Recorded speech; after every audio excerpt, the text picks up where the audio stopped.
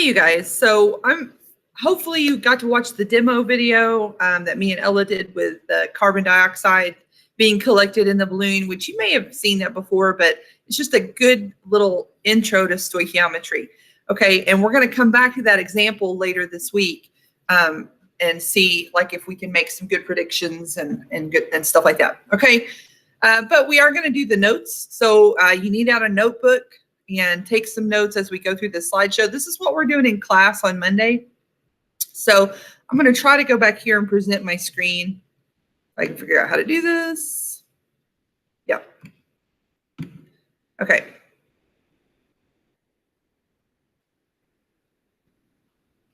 All right. So I'm going to start with stoichiometry.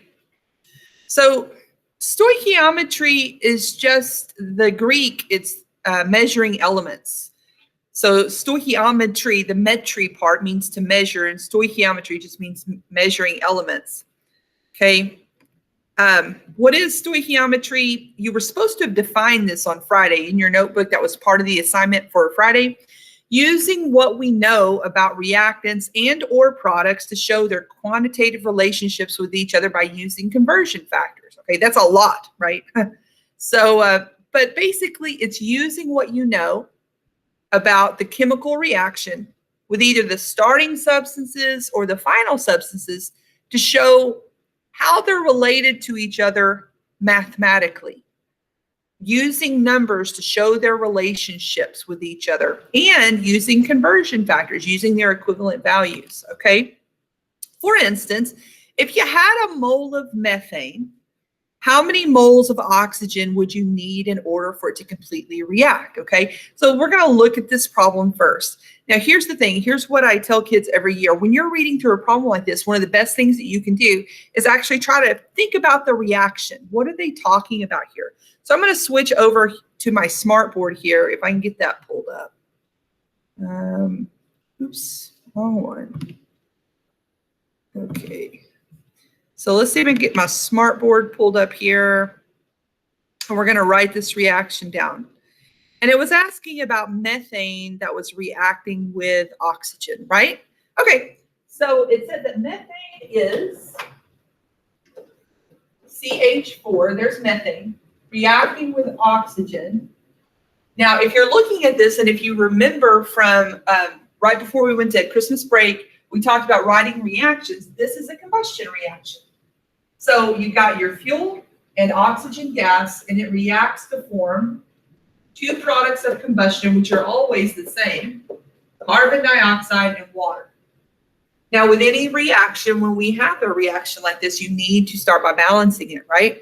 So you start with your carbons. You have one on each side, so that's good. Your hydrogens, you have 4 on the reactant side, but you only have 2 on the product side. So we need it to be balanced. So I'm going to go ahead and add a 2 right here, a coefficient of 2. So now we have the right amount of hydrogens on both sides. Then check the oxygens. You have 2 on the reactant side. And look, you have 2 here. And then you have 2 right there as well. So you have a total of 4 on the product side. So over here, I need to have 4 on the reactant side. So I'm going to put a 2 right there. 2 times 2 is 4. So now it's all balanced out. All right. And in the question just a second ago, it said if you had 1 mole of methane, so if you had 1 mole of this, how many moles of oxygen would it take to react? Well, the thing about reactions is the coefficients actually are set up in mole values. So the coefficients actually tell you the mole relationships. So if you look at the original problem, the original balanced equation, for every 1 molecule or 1 mole of methane, you have to have 2 moles of oxygen in order to react with it. So here they're saying, okay, so if you have 1 mole, how many moles of oxygen do you need? Well, it's just 2. It's a 1 to 2 relationship, okay? All right, so, and all of those are like that. Anytime you're looking at coefficients in that equation, Those are called mole ratios or mole relationships, okay? So here, if we're looking at this then, there they have the problem set up. For every 1 mole of methane, you'd have to have 2 moles of oxygen in order for it to completely react. If you had 16 grams of methane, how many grams of oxygen would be needed for it to completely react? You do it in the same way, okay? If you look at the molar mass of methane, carbon plus 4 hydrogens, it ends up being 16 grams. And it says how many grams of oxygen would be needed to completely react? Well, it's 2 times whatever oxygen's mass is, okay? So oxygen, O2, weighs about 32 grams per mole, and you would have to double that because you have that coefficient of 2 sitting in front of there. So 2 times 32 would be 64. So for every 16 grams of methane, you would have to have 64 grams of oxygen in order to react with it. Okay, there are 4 types of stoichiometry problems that we're going to be looking at over the next several days. And they go like this. You can have mole to mole stoichiometry problems. You can have mole to mass to mole, or mass to mass. And we're going to look at all 4 types this week, okay? Here's a reaction. This is just the decomposition or the breakdown of water, okay? And the question says, okay, if you have 150 grams of water, when it decomposes, how many moles of oxygen would be produced? Okay, all right. So at this point, we're going to take this problem. I'm going to go back and write it on my smart board here. Okay. Oops. Okay. So I have the equation. We had 2 waters will break down to give you 2 hydrogen gas and oxygen gas, 2 moles of hydrogen, 1 mole of oxygen. And it said if you have 150 grams of water, how much, I can't remember. Yikes, I need to go back and look at that. How much oxygen? Was it the oxygen or the hydrogen? Yeah, how many moles of oxygen? There we go. How many moles of oxygen would be produced? Okay, so we're looking for this one. All right. So in stoichiometry, there's a few ways that you can work problems like this, okay?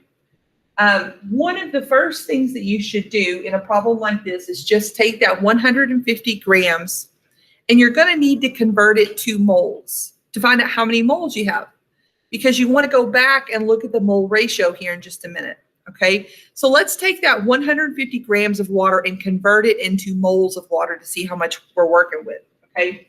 So I'm going to take 150 grams of H2O, and I'm going to multiply that by a conversion factor. I know that for 1 mole of water, it weighs about 18 grams. Okay, all I'm doing right now is I'm just trying to figure out how many moles of water do I have if I have 150 grams. So if I take 150 divided by 18, grab my calculator, 150 divided by 18, I end up with 8.33 moles. 8.33 moles of water. Okay. All right. So, well, what does that mean then? Okay. At this point, you need to look at the relationship, the mole relationship in the original problem between water and oxygen. So what's the mole ratio in the original problem of water to oxygen? So what you're going to do is look at the coefficients. You look at the coefficients. It's a 2-to-1 relationship. For every 2 parts of water, you're only going to get 1 part oxygen produced. It cuts it in half, which means that, so if you start with 8.33 moles that you're breaking down, it's only going to produce half as many moles of oxygen because it's a 2-to-1 ratio. So I'm going to take 8.33 and I'm going to divide that by 2 to tell me how many moles of oxygen that I have. So I'm going to divide this by 2, and that's going to tell me I would get 4.17. It's like 4.1666666. So 4.17 moles of oxygen produced. All right. And then you ask yourself, have I answered the question? They told me that I started with 150 grams of water. Then they wanted to know how many moles of oxygen would be produced. And yeah, we started in grams, we ended in moles. This was a mass to mole stoichiometry problem, and we did it correctly. We converted grams to moles, we applied the ratio that was in the problem, and we ended in the right unit. Okay, so let's go back and look here. All right, and see if we've got another problem like this.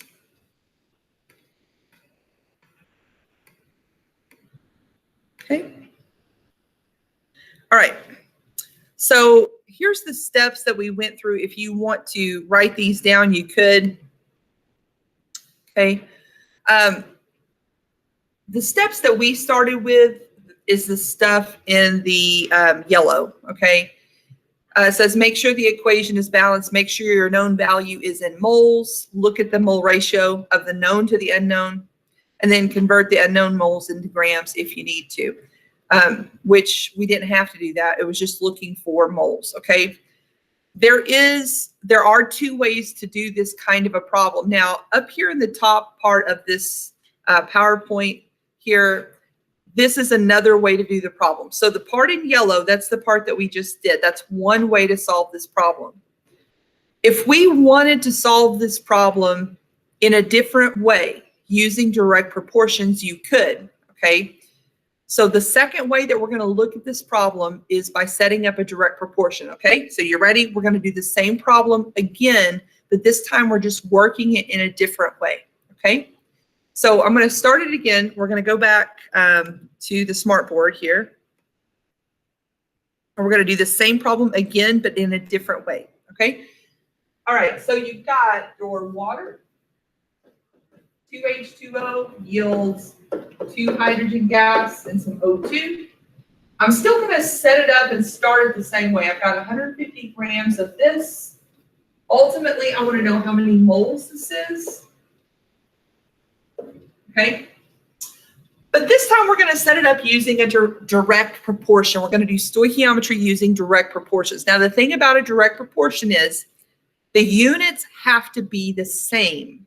Okay. So since I'm starting with mass in grams of water, I can only look at the mass in grams of oxygen. So here's what I'm going to do. I'm going to set up my equal sign because I'm going to make 2 proportions equal to each other. I'm going to start with my known 150 grams of water. And I'm trying to figure out how many grams of oxygen would be produced from 150 grams of water. Okay. I'm going to set that equal to what I know from the original problem. What are my masses in the original problem? Okay.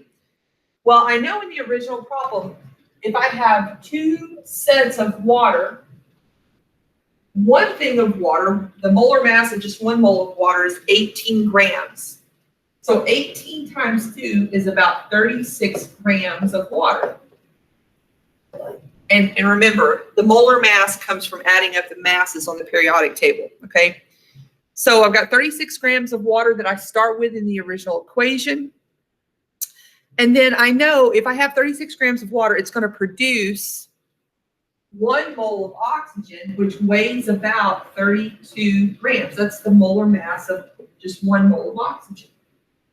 Okay, so again, this is just another way to do the problem, but I'm setting up a direct proportion. I've got my new information on the left side, the 150 over the x, the unknown, and I set it equal to what I knew originally from the problem, from the original equation.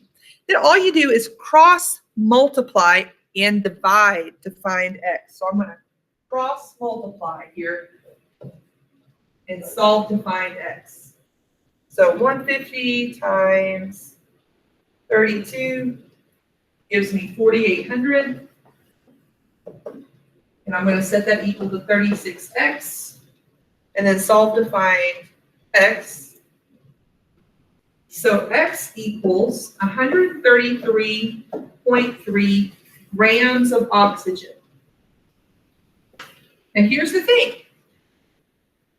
That is the mass of the oxygen that would be produced, but is that what the question wanted? And the answer is no. They want it to be in moles. So now all you would need to do is take that mass and convert it back into moles. Okay, so I'm going to take 133 grams of oxygen. Okay. And I'm going to multiply it by my conversion factor. I know that 1 mole of O2 weighs about 32 grams. So 133 divided by 32 ends up being about 4.16 moles of O2.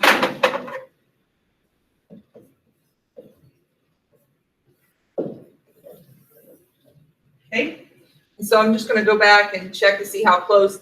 Yeah, and so here in this problem, we had 4.17. This problem, it was 4.16, but in science, we say close enough. I mean, they're going to get you the same answer, you know, within like 100th or 1,000th, depending on how you're doing your rounding. Okay, but those are just two different ways to work the same problem. Both of those represent how to do a stoichiometry problem. You're using one thing to solve to find another. Okay. All right. So if you look back at the notes today, another problem that we're going to work today in class is this one. 45 grams of magnesium reacts with excess oxygen to produce magnesium oxide. Calculate the mass of magnesium oxide produced. Okay, I'm going to go ahead and help you write the formula, but then I would like for you to solve it and see what you can come up with. Okay, so it says magnesium reacts with excess oxygen to produce magnesium oxide. Okay, so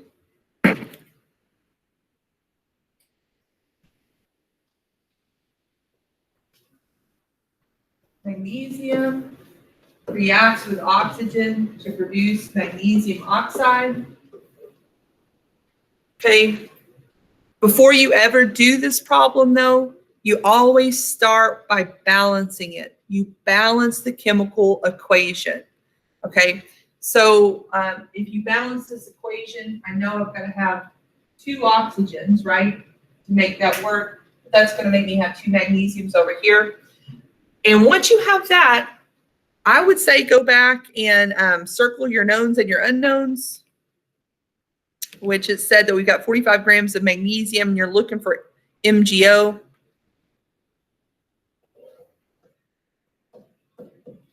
$45 grams of this, you're looking for MgO. So this is going to be a stoichiometry problem.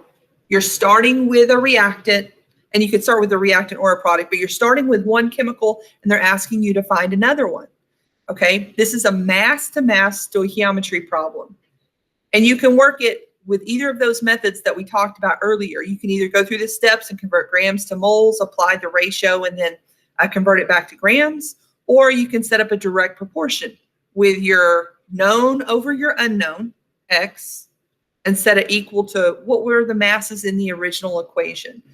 Okay, so try this problem out, see what you can do with it, and we're going to keep practicing these, and you'll have some practice problems tomorrow. Please let me know if you need help. All right, and good luck. I hope you do well on these.